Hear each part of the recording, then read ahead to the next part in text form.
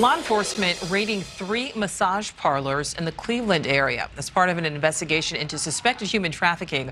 The trio of businesses alleged to be offering sex for sale in addition to routine spa services. But police uncovered even more disturbing details once they stormed the building. And Ed Gallick with our Cleveland affiliate WJW has an exclusive look at body cam footage of the raid released by the task force in charge of this investigation. This takes you right inside and behind the curtains, an investigation into massage parlors, sex workers, and even 500 customers. Running inside. So we need her to be honest with us. Okay. Massage parlor searched, a raid investigating sex for sale. The Cuyahoga County Human Trafficking Task Force teamed up with police in Middleburg Heights, hitting a massage parlor there. But we've learned investigators have tied this operation to others in Strongsville and Paynesville Township. Women believed to be forced into sex work, even living in the massage parlors.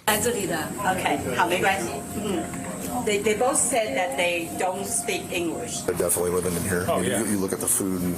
Oh, dude, yeah. Numerous customers for short periods of time, predominantly all male customers. Local investigators working with the Ohio Attorney General's office. They say citizens complained about these businesses. Now, detectives even taking a hard look at 500 customers. There's sexual activity that's going in there is what our investigation showed. There's a demand for it. And they wouldn't be in business if there wasn't a demand for it. No charges yet. Sometime soon, investigators will present the case to a grand jury here at the Justice Center. Could lead to charges for sex trafficking, maybe forced labor or financial crimes. The follow-up investigating going on now will determine what charges get filed. Here, women taken into custody, but investigators also rescued several women believed to be victims of human trafficking. Have a seat right there. Sit down. We want them to be safe, first of all. A group called the Harriet Tubman Movement, already helping victims from this case to start new lives. And we will scour the country for what program might be best, for what options might be best. All right, 24, it's clear. Curtains pulled back on what investigators consider a secret world. It'll go a little bit easier if she's more honest with us. So in the end, 3 businesses investigated for human trafficking will be following up for any charges. Nicole? All right, Ed, thank you for that. Well, joining us now to help break down how widespread human trafficking is here in the U.S. and whether authorities are equipped to deal with it, trial attorney Jenny Al-Kadi. Jenny, we certainly appreciate you being here. You know, we see these big busts every now and then, but tell us, how pervasive is human trafficking here in America?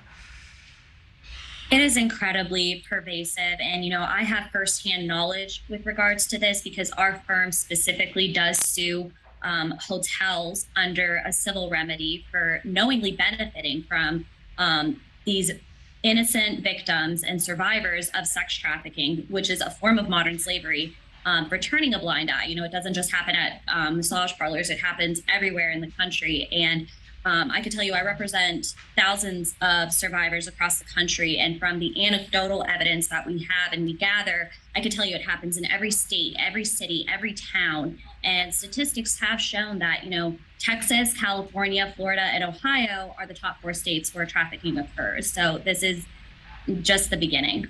Well, Jenny, as you said, you know, one of your main focuses of your work is human trafficking litigation. So you mentioned those states. Are federal and then those state laws strong enough, or do changes need to be made? And if so, what? So the short answer is no. As of right now, it is inadequate as a whole. And this is why, you know, we're starting to see now that some laws are criminalizing trafficking, which is good, but, you know, they're being underutilized from a federal and a state standpoint. Some of these laws are providing for a civil remedy, which is, you know, not just that with a criminal statute, you can go after, the state can go after the trafficker. But with this case that we're seeing right now, you know, a massage parlor, this is a company, this is an organization. These are corporations that knowingly benefit from innocent victims. And, you know, our firm filed the first lawsuit in the country against these hotels under, you know, a civil remedy statute. And we're currently testing the law and trying to make that law. So It's inadequate as it stands, but we're still trying to develop it here in Ohio, actually. And Jenny, before we let you go really quickly, we heard in that piece there that they may be taking a look at the customers. Is it possible the customers of these spas could end up facing charges?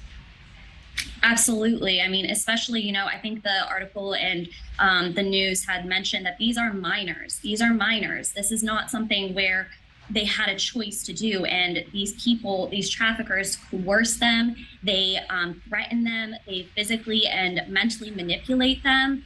It's really tragic. So these Johns or these customers will absolutely be criminally liable as well for participating in this venture, this sex trafficking venture.